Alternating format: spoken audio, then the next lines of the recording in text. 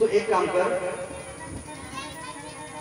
तो मुझे शिखा से नीचे उतार और मेरे हाथ को पकड़ करके तो अपने साथ मिलने चल।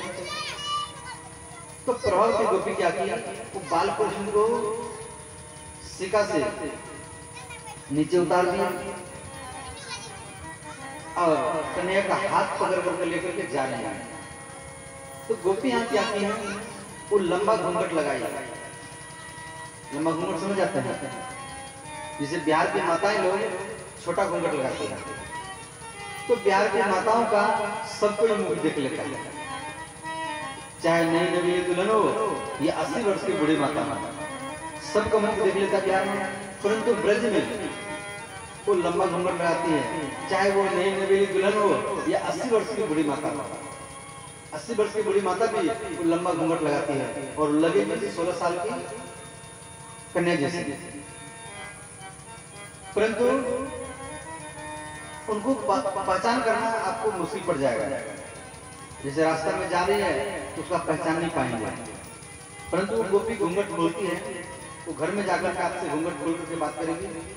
परंतु रास्ता में जैसे चल रहे हैं उसका उसको पहचानना बड़ा कठिन है।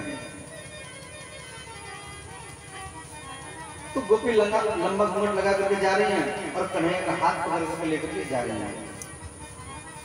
तो रास्ता में गोपी का देवर खेल रहा था। तो बाल कृष्ण ने कहा, अरे लाला तो मेरे पास आ। तो गोपी का देवर वहां पर आ गए और बाल कृष्ण कह रहे, अरे गोपी तेरा हाथ कठोर है और मेरा हाथ कोमल है। तू एक काम कर, तू मेरे बाएं हाथ को छोड़कर तू मेरे दाएं हाथ को पकड़ लो। और जैसे गोपी बाएं हाथ को छोड़कर के दाएं हाथ पकड़ने के लिए जा रही थी, तो कन्हैया ने क्या किया, वो गोपी का देवर का हाथ उनके हाथ में पकड़ा दिया, गोपी हाथ में। और वहां से कन्हैया भाग गए और जाकर के सोचा मैं गोदी में बैठ गए और कहा, अरे भैया ये गोपियां झूठ मूठ में आती है और मेरा शिकायत करती है और तू मुझे डांटती है, फटकारती है। तो कन्हैया तू सो जा, आज जो भी गोपी आएगी उसको मैं डांट फटकार करके भगा दूंगा। और इतने में क्या हुआ, वो गोपी यशोदा मैया के घर में आ गई। तो गोपी कहे, अरे भैया देख मैं आज तेरे लाला का भाभी जब कन्हैया कह रहा था जो मेरा दाएं हाथ में बाएं हाथ में छोड़ करके तो दाएं हाथ में पकड़ लो, तो उसी समय मेरा हाथ आपके हाथ में दे दिया।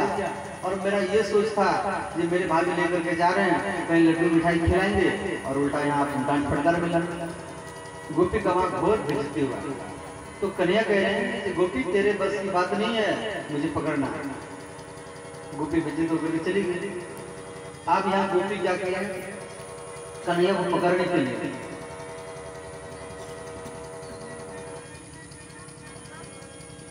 एक गोपी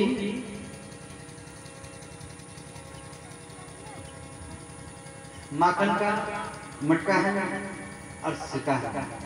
तो सिक्का के ऊपर में माखन के मटका को रख दिया और माखन के मटका के ऊपर में एक थाल और थाल में जल भर कर रख दिया। क्या करते, उस सिक्का के नीचे लेटने के लिए जा रही है और उनका सोच है कि कन्हैया आएगा और ये सिक्का को हिलाएगा तो जल गिरेगा और मैं जग जाऊंगी तो कन्हैया को पकड़ लूंगी। गोपी पकड़ने के लिए सारा व्यवस्था की है। तो सारा ग्वाल बाल आ रहे चोरी करने के लिए। तो ग्वाल बाल कह रहे, कन्हैया ये गोपी देखो हमें पकड़ने के लिए कितना व्यवस्था किया है। हम आज अगर इसके घर में चोरी करेंगे तो आज हम निश्चित पकड़ा जाएंगे। तो कन्हैया कहने इन्हीं गोपी घर में चोरी करना है। तो बाल कृष्ण सारा ग्वाल बाल को लेकर का तो कहा देखो सिक्का है, सिक्का के ऊपर माखन का मटका है और मटके के ऊपर में थाल है और थाल में जल है और गोपी सोई हुई है।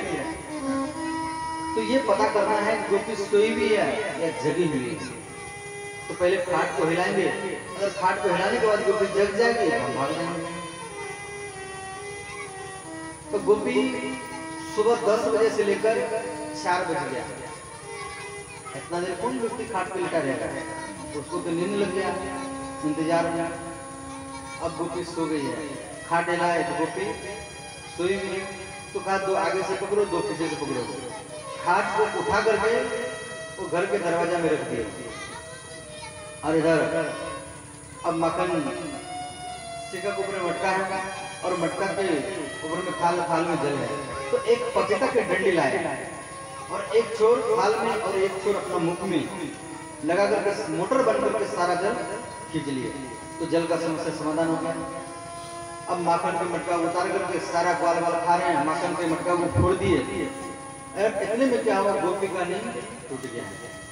अब गोपी देख रही है कि मैं दरवाजा में कैसे आ गई, मैं तो घर में सोई थी। और घर में आकर के देखे तो माखन भी नहीं है, माखन का मटका फोड़ा हुआ है और बालकृष्ण में कोई ग्वाल वाल भी वहां नहीं है, सब भाग गए हैं। तो इस प्रकार भगवान चोरी करते थे। प्रश्न संख्या में भगवान का चोरी लीला की कथा आपको श्रवण कराएं। बरजे वसंतम नवनी कचोरम,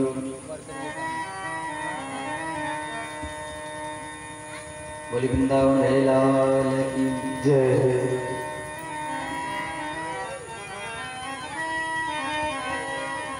तो इस प्रकार महाराज मनु के 3 कन्या हैं, आकृति देवती और प्रसूति, 2 पुत्र हैं, उत्तानपाद और प्रियव्रत।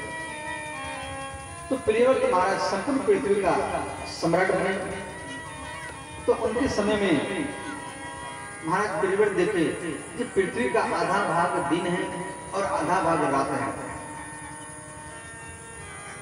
तो व्यक्ति रात में सो जाता है और जैसे एक व्यक्ति 100 वर्ष जीवित रहता है तो 50 वर्ष रात रहा और 50 वर्ष दिन रहा। तो प्रियव्रत महाराज सोचे मन में, जब व्यक्ति रात में सोता है तो क्यों ना इसको दिन ही बना दिया जाए। क्यों दिन में व्यक्ति पढ़ता है, लिखता है, रुपया कमाता है, 5-6 वर्ष चला गया खेल में, 15 से 20 वर्ष पढ़ाई लिखाई में चला गया, 25 वर्ष रुपया कमाने में चला गया और 50 वर्ष होते होते 50 वर्ष बिता दिया। तो 50 वर्ष सोने में बिता दिया, 100 साल हो गए। तो क्यों ना ये रात को हटा करके दिन ही बना दिया जाए। ये जो सोता है ये फालतू है। तो इस प्रकार प्रियव्रत महाराज एक रथ के ऊपर बैठ करके और सूर्य भगवान का पीछा किया। तो पहिया के दबाव से और 7 द्वीप हैं। तो 7 समुद्र का नाम है, हरा समुद्र, मीठा का समुद्र, घी का समुद्र, दूध का समुद्र, दही का समुद्र और शुद्ध जल का समुद्र। और 7 द्वीपों का नाम है जम्बू, प्लक, सालमलिक, क्रोध, शांत और पुष्कर। ये 7 द्वीप हैं। तो उसके बाद में अग्निदेव के पुत्र वे हिंदू सनातन धर्म के 8वां अवतार है, परंतु जैन धर्म के ये प्रथम अवतार है। और ऐसे जैन धर्म का उत्पत्ति हुआ है। तो ऋषभदेव जी का विवाह इंद्र की कन्या जयंती के साथ हुआ और इनके 100 पुत्र हुए। तो सबसे बड़ा पुत्र का नाम है भरत। तो भरत को राजा बना करके भारत के दक्षिण दिशा में घूमते रहे। पहले कोई कपड़ा पहनते थे और बाद में कपड़ा शरीर से गिर जाता था तो फिर कपड़ा नहीं पहनते थे। तो जैन साधु 2 प्रकार के होते हैं, कुछ तो कपड़ा पहनते हैं और कुछ कपड़ा नहीं पहनते हैं। तो जो वस्त्र नहीं पहनते हैं उसको नागा कहा जाता है, दिगंबर। और कुछ कपड़ा पहनते हैं तो उसको स्वतंबर कहा जाता है। तो इस प्रकार ऋषभदेव जी नंगे रहते थे, पहले कपड़ा पहनते थे, बाद में ये कपड़ा पहनना में छोड़ दिए। देखो व्यक्ति कपड़ा कब पहनता है, जब व्यक्ति के अंदर में स्त्री पुरुष का भेद ज्ञान मालूम हो जाता है तो उसी समय व्यक्ति कपड़ा ही पहनता है। और जैसे छोटा बच्चा है तो छोटा बच्चा कपड़ा नहीं पहनेगा, उसको कपड़ा पहनाया जाता है।